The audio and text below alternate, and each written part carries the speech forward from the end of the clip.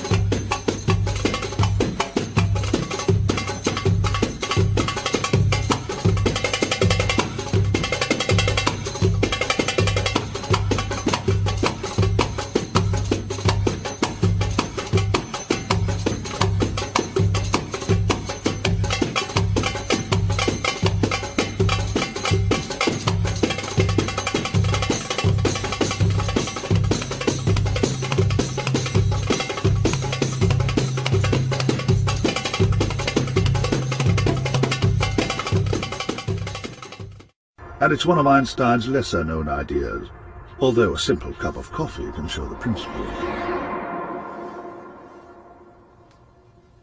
Imagine that space is like the coffee inside this cup. As I stir the coffee, it swirls around due to the motion of the spoon. And suppose that I drop an object like this coffee bean inside the cup. What's happening is that it's not moving through the coffee, but rather it's the coffee that's moving the bean around. This rotating space supplies the boost that's needed to allow an object to break the light speed barrier without violating the laws of physics. Within that rotating region of space, you can travel speeds up to the speed of light. But for someone that's standing outside, it would appear as though you're traveling faster than the speed of light. And for them, you will disappear from sight as you're traveling back into the past. Of course, there is a problem with this kind of time machine, for black holes are not exactly readily available. However, this is where Ron had a stroke of inspiration. He realized that hidden in Einstein's theory all along, there was something that could be even better at twisting space. Light itself. It turns out that light is much more effective at twisting space and time. And so my idea is to use a circulating light beam to twist space and close time into a loop. The key technical challenge is trying to get enough laser power to cause this twisting of space and time. That's going to be the key challenge. And we're looking at several different possibilities to overcome that challenge. Modern laser technology is extremely advanced. Lasers exist which can create conditions as hot as the center of the sun. An array of such devices could be made to fire simultaneously, producing not just a tiny ring, but a cylinder of light with enough power to twist space. An elementary particle, fired on a corkscrew-shaped path down into this tunnel, would wind its way into the past. Seen from outside, this experiment would have some pretty bizarre consequences. I expect that particles might just simply appear out of nowhere, even though I didn't put anything into the machine. And those would be particles that would be from experiments that I perform next week or in a year from now, in which I'm sending particles back to my time, so that what I'm seeing are particles that I put into the time machine tomorrow or next year. But there is one inescapable drawback to this machine. No matter how powerful, Ron could never use it to see or even communicate with his dead father. This is a real time machine, and that means that when you turn it on today and you leave it on, it will only act during the time that you have it on. So if I turn it on today and I leave it on for 100 years, then I can travel from 100 years from now up to today.